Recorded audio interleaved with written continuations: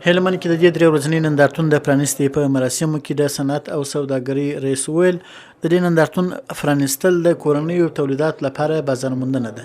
نوموړي وویل صنعتي پارک مځکه هم انتقال شوې ته مراحل سرته رسېدلي دي چې په نږدې راتلونکي کې به د یوې چارې پیل شي. نو که زموږ دغه د دې صنعتکارانو تجاران دي او هغه د سراو تجاران او صنعت دغه دي چې هغه یا داسې نورو کارو باندې اخته دي د هغو سره موږ مجلسونه هم کړي دي خو بیا موږ راغوښتي دي دغه نمایشګاه ته هم د هغو سره موږ درخواست دا دی نو چې راشي په دغه کې د صنعتي پارک کې خپل سرمایه ګزاري وکړي او د دې زموږ سره د دې موږ اسناد ورجوړو بیا په وزارت د دې زموږ سره کار وکړي. هلمند ولایت کې د معدن او صنایعو خونې مشر وایي دا ولایت په کال کې تر 500 میلیونه ډالرو خالص صادرات بهر ته لیږل کیږي او د اسلامي امارت د صنعت او تجارت سره په ګډه همغږي د خپل تولیداتو او صادراتو د بازار موندنې لپاره بهرني سفرونه کړي دي. ترڅنګ موږ د هلمند د صنعت د پراختیا لپاره د تیرو 2 میاشتو کې څو هیوادونو ته رسمي سفرونه کړي دي چې د هغو د جوړې څخه ترکیې، ایران او بنګلادیش هیواد ته. د هلمند ولایت د نورو اجناسو لکه د پنبې، ماشو، زیرې، ریحانو، کنجدو د بازار موندنې لپاره مو هم مارکیټینګ کړی دی.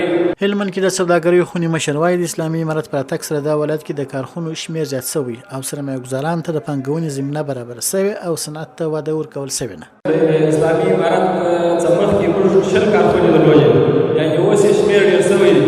دا د دې اسلامي امارت برکت دی، دا د دې امنیت برکت دی.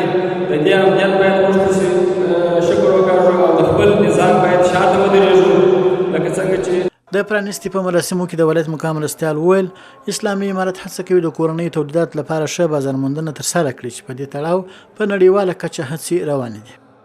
نو بیا هم موږ له خپلو ټولو ملي سوداګرو، صنعتکارانو، صاحبانو او په دغه برخه کې له ټولو شرکتونو له رئیس صاحبانو او د دې له ټولو همکارانو ډېره مننه کوو. د دې ډېر شکرګزار یو چې د خپل هېواد د ابادۍ، پرمختګ او د خودکفایۍ لپاره یې زحمتونه ایستلي دي او د هغې د زحمتو ثمره نن هېوادوالو ته ښکاره کېږي او د هغې خپل ډاډ او اطمینان او خوشحالتیا باندې حاصلېږي.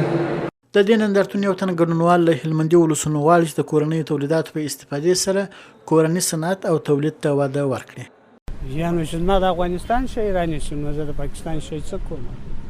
ګټه دغه دی چې د بشتاري خپل کورنیو خپل فامیل ته ګټه رسوي. دا نندارتون به 3 ورځې دوام وکړي چې د هلمندي تولیداتو ترڅنګ د هېواد ډېرو ولایتونو تولیدات نندارې ته ایښودل شوي وو او د هېواد د مختلفو ولایتونو پانګوال او تجارانو پکې ګډون کړی.